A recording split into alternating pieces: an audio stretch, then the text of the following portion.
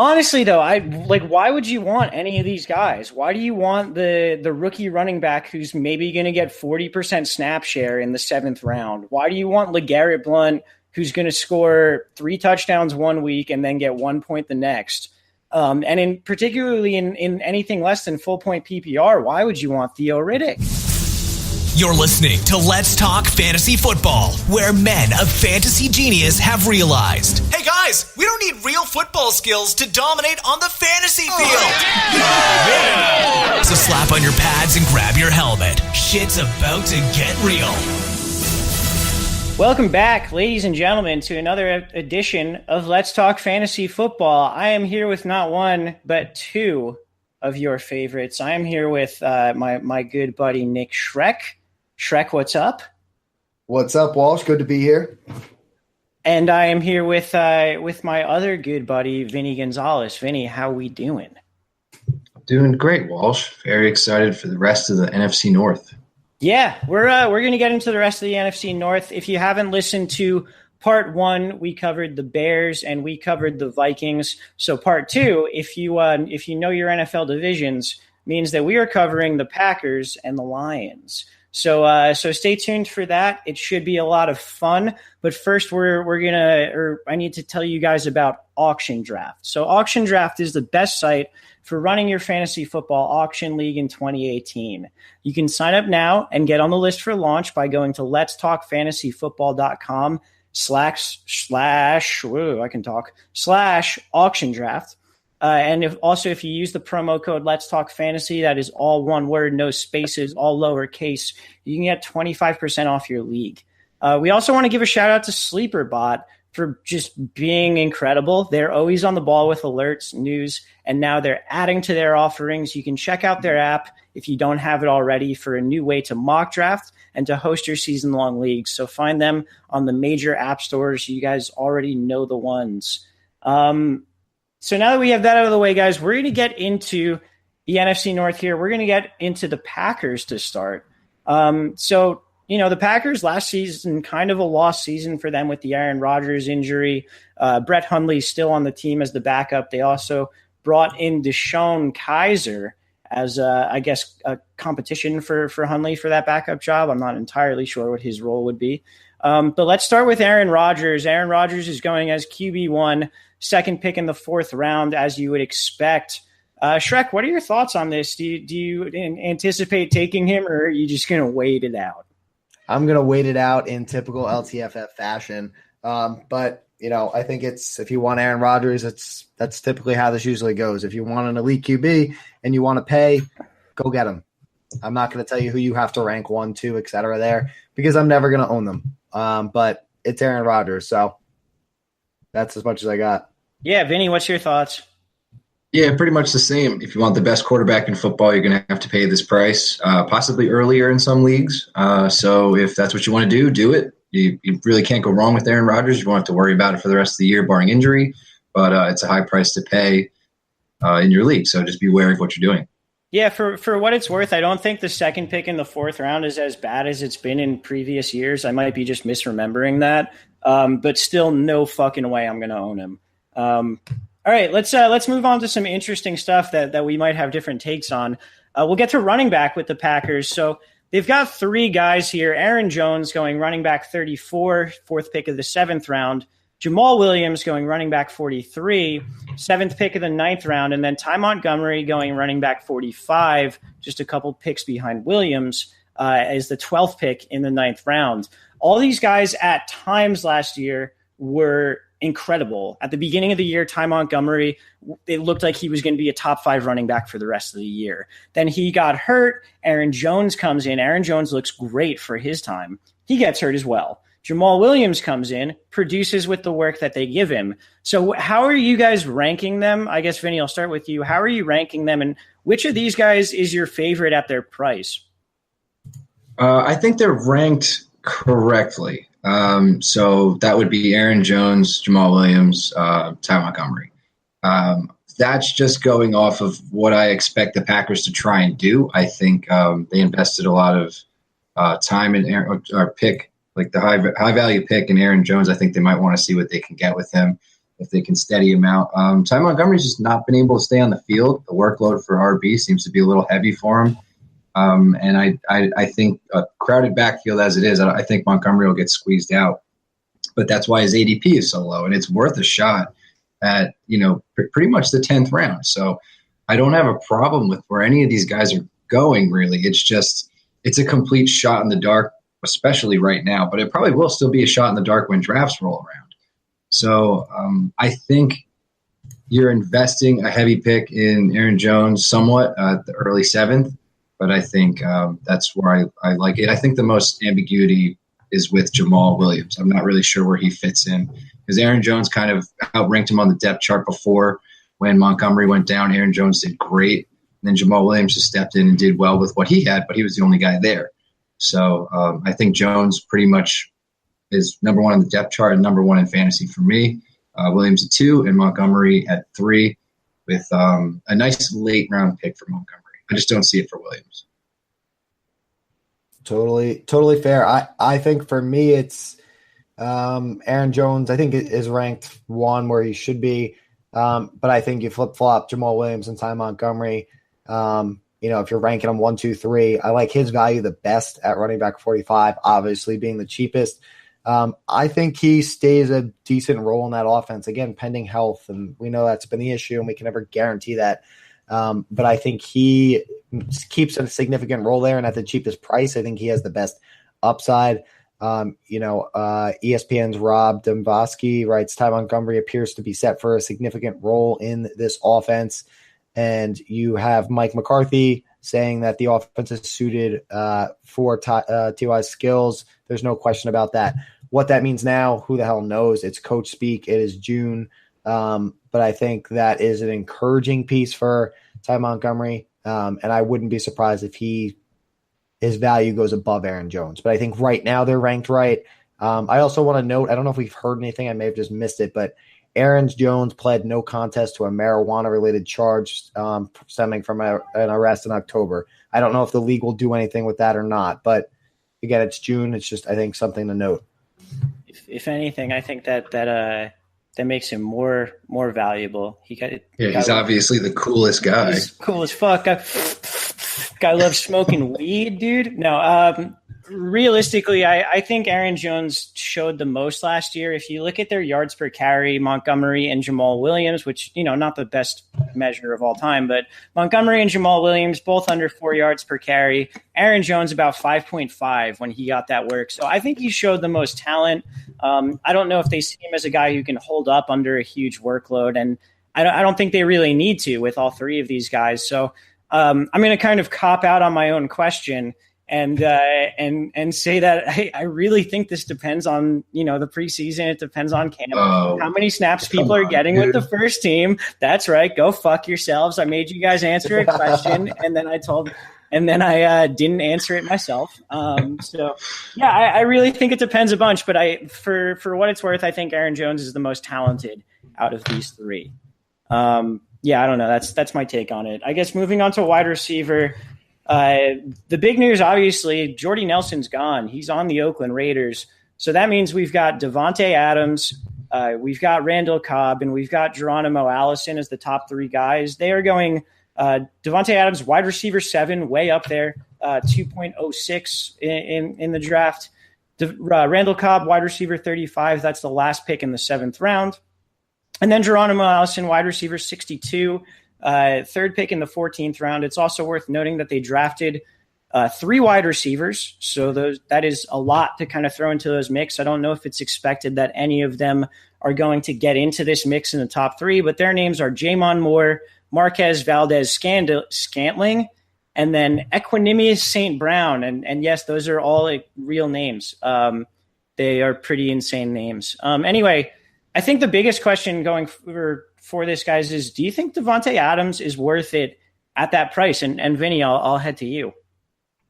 This is one of those weird questions for me every single year where I'm glad Don isn't here to yell at me because he loves Devontae Adams and his Packers. But I just can never pull the trigger on Devontae Adams. I think he's awesome. He's in a high prolific offense with Aaron Rodgers. And I just, for some reason, I cannot do it, especially with the guys around him. It's Keenan Allen, Michael Thomas, Devontae Adams, and then A.J. Green. And then Mike Evans shortly after that, as far as ADP for wide receivers in the second round right now. So I think I'd much rather have any of those other guys as opposed to Devontae Adams, and I cannot explain why. I think it's just some weird preference with me. I don't know. I think the Packers just spread it around the addition of Jimmy Graham, which we'll get to later. And I don't know. I can never pull the trigger. I never fell in love with Devontae Adams, but he's done amazing things, and I think he's pretty much dead on where he should be at wide receiver 7, but I won't be doing that. Yeah, I share the sentiment, and I love you, Don, but I'm also glad you're not here for the Packers talk. Yeah, I won't own any shares of Devontae Adams at the price. Again, he performs, what was it, 10 touchdowns, I think, last year in that offense. But I like Randall Cobb way more at wide receiver 35, almost whatever, it's 5 rounds later. Just based historically, when you look at, the second receiver in a Rodgers-led offense over the past 5 seasons, the number 2 wide receiver in that offense has averaged 107 targets, 68 receptions, almost 1,000 receiving yards, and 10 touchdowns. So that may be a little high for what we can expect, I think, from Randall Cobb. But for the price, even if he comes in below that, I still think is a great performance. They obviously kept Cobb around. There was talk he was going to be cut, but they obviously got rid of Nelson. They kept him in a large cap hit on the books. I think he'll be running, a lot of his routes from the slot while Adams is facing Xavier Rhodes, Darius Slay in division matchups. I think there's a better chance for Cobb to perform at his ADP than it is Devontae Adams. And that's just a personal preference I don't have any negatives on Adams statistically. I think both of those points are completely fair and definitely valid. For me, I'm fine with Adams where he is because number 7 wide receiver is like around where we draft Aaron Rodgers' number 1 wide receiver. I know it's been Jordy Nelson in past years, but he's shown he has great chemistry with Devontae Adams. He's shown he's willing to target him. He's the number 1 guy on the team. Like if he gets less than 150 targets, I will be shocked. So for me, I think it's fine value there.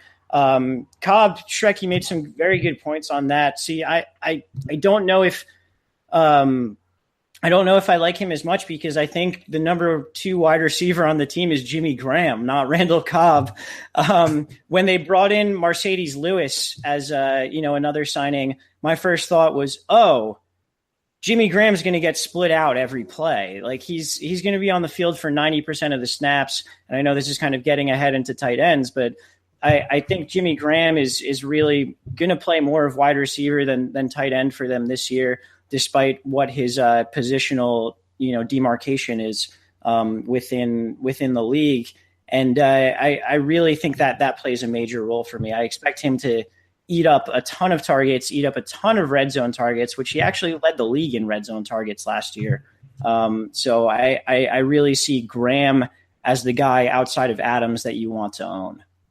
Do you guys have thoughts on Jimmy Graham, or I guess if you want to go back to any of the wide receivers, feel free. But Vinny, what do you think about Jimmy Graham, where he's going? And let me just bring that up real quick. It's tight end 4, 4th pick in the 5th round.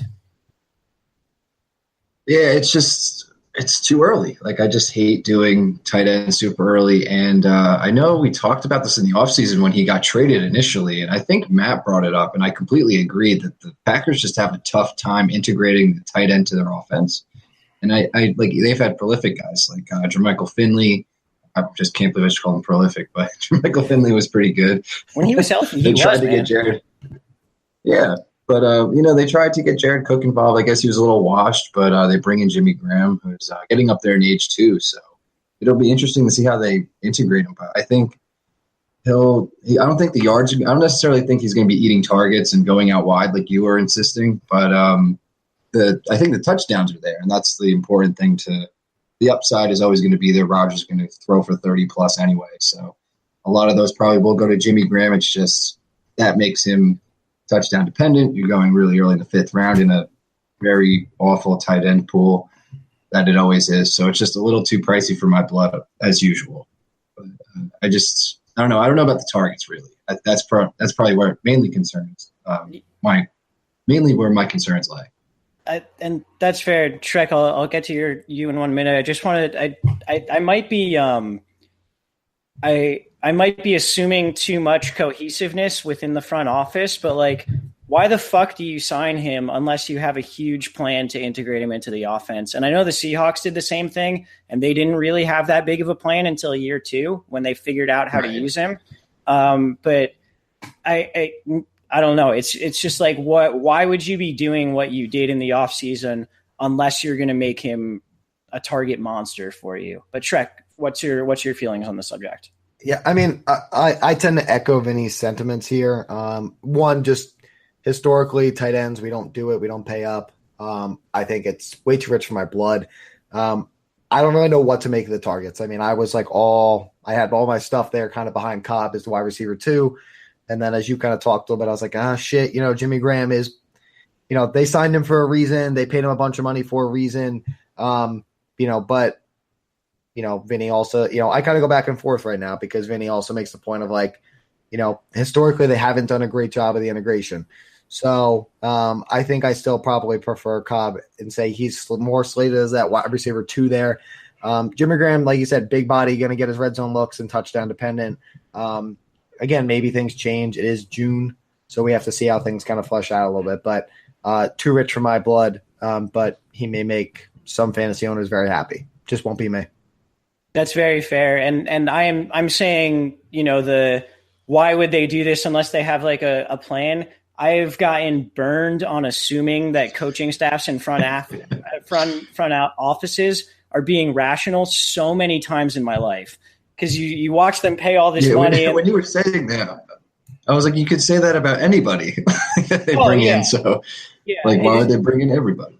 It's definitely one of those where like I've gotten burned on it so many times, but like part of me just wants to believe that these guys running the football teams are actually smart and not a bunch of fucking idiots, like, running around and just making random decisions. So I don't know. It's difficult to say. But you guys definitely make great points in counters to mine. So, keep it in mind and pay close attention as the season gets going forward. Do you guys have anything else on the Packers? That's it for me. Yes. All right. Let's take a quick break and hear from Auction Draft. Auction Draft is the best site for running your fantasy football auction league in 2018. You can sign up now and get on the list for launch by going to letstalkfantasyfootball.com/auction draft. All right, guys, that was Auction Draft. Again, make sure you're checking them out at auctiondraft.net or letstalkfantasyfootball.com/auction draft. And we're going to get right into the Lions. So the Lions, like the Bears, had a coaching change, but I think this is a little bit less of a big one because they hired Matt Patricia as their head coach. He was the defensive coordinator for the Patriots, and their offensive coordinator, Jim Bob Cooter, is still there. So we've still got the same offensive mind behind this. Let's get right into the quarterback position with Matt Stafford, currently going quarterback 11, first pick in the 9th round. I don't know how anyone could have a strong opinion on Matt Stafford at that draft pick, but do you guys have strong opinions on Matt Stafford at that draft pick? I like Matt Stafford a lot. I mean, he's pretty much a lock to go over 4,000 yards, always floating around. 28 touchdowns, probably more. So it's a safe pick if you don't feel like streaming. He's the upper echelon of like before you get into like that dangerous zone. So Matt Stafford's, your savior, late round quarterback. Yeah, he seems like a nice guy. He performs. That's all I got on him. There's, not super pumped, not super down at that price. Yeah, to me, Matt Stafford in the 9th is like the most boring draft pick you could possibly make of any draft pick like on the board. It's just like, yeah, sure, but like there's nothing exciting about it. There's nothing new. It feels like we've been watching this guy be quarterback somewhere between 6 and 12 for, the best part of a decade. But anyway, Let's move on to some slightly more interesting things. And we'll get into Ed's question of the week. We'll bring back that famous segment that you all know and love. So Ed asks us, in half-point PPR, who's the running back to own in Detroit? And before we answer that, the running backs in Detroit are currently Kerryon Johnson, who is the second-round rookie drafted out of Auburn. He's going running back 35, sixth pick in the seventh round. LeGarrette Blount is running back 46, ninth pick in the 10th round. Theo Riddick is running back 49, fifth pick in the 11th round. And then Amir Abdullah, who was the starter going into last year, is undrafted. Zach Zenner and Dwayne Washington are still kicking around on the roster, but probably don't mean anything. So now that we've laid out those ground rules or those facts, let's answer Ed's question. Who's the running back to own in half-point PPR here? Shrek, what do you think? I think it's still Theo Riddick. I think maybe long-term Johnson, they traded up for him. He was great at Auburn, and they seem to really like him. I'm trying to actually get the quote right now. Lions running back coach David Walker believes Johnson can be a three-down player. Again, I always caveat with it is June. It is coach speak. We don't know what it actually means. But they really do seem to like them. But Theo Riddick is with the team, I believe, through 2020. He led the team in receptions at the running back position, and I think he continues to be the guy. Johnson, I think, needs to find his groove, develop that a little bit, and I like the lower price on Riddick. Maybe it's a second half of the season, kind of trend a little bit, but I think Riddick is the guy I want right now, just based on the passing volume that's going to come out of that offense. I'm with you, Shrek. Sign me up for some Theo Riddick super late. I just, we always get pumped up on the rookies. Obviously, the ADP reflects that.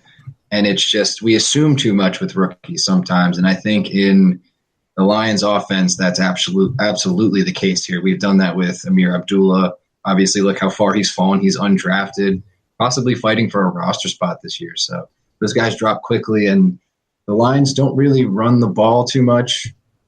And if Johnson's going to be like their lead back, that normally doesn't go in their favor. They've had a tough time getting the run game going. I don't know if they brought him in to try and get that sort of feel to their offense, but Theo Riddick is where it's at right now. I think the running back to own in half-point PPR or any league is none of them. I don't want a single fucking one. Did you just dick us on another question? Oh, yeah, completely, dude.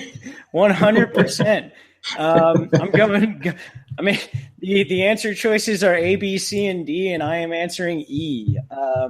I don't want. I fucking rule. I'm not answering. Honestly, though, why would you want any of these guys? Why do you want the rookie running back who's maybe going to get 40% snap share in the seventh round? Why do you want LeGarrette Blount, who's going to score 3 touchdowns one week and then get 1 point the next? And particularly in anything less than full point PPR, why would you want Theo Riddick? I don't know. It just I don't see any reason to draft any of them. I think I will own 0 Lions running backs in 100% of my leagues this year. Well, yeah, if I knew that was an answer, I probably would have said that one. Yeah, I feel like I've just been totally hoodwinked. Oh, hey, what do you guys think? Oh, by the way, all the answers are dumb and you're wrong. We worked so hard to say that Theo Riddick is a good pick. Theo Riddick's probably the correct answer for what it's worth. Thanks, dude. I'm just being a huge asshole and coming in over the top. You're a real fucking pal, Walsh. Yeah, real fucking nice.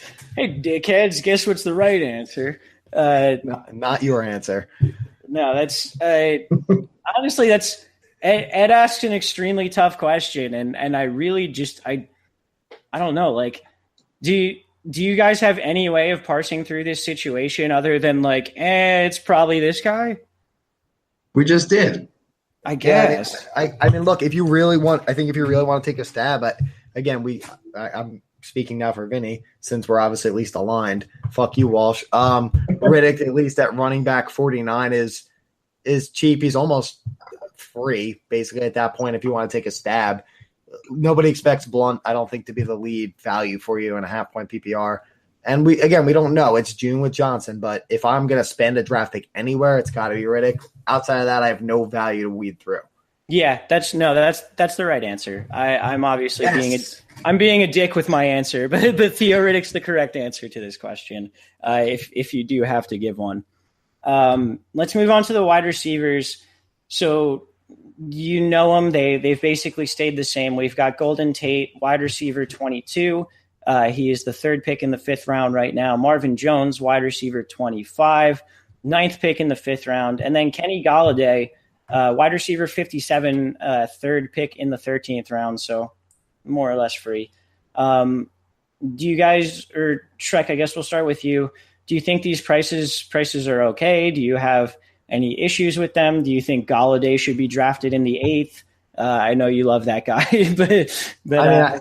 I think if we're going to do anything, I think Golladay should probably be the number one out of the 3 on the list. So I think that, I think that's a total value miss by everyone in the fantasy football community right now. I was big on Golladay. I owned a lot of him. He sat on my bench for a long time. And he really had one game or 2 games that were actually, which nobody played him anyway. We had value.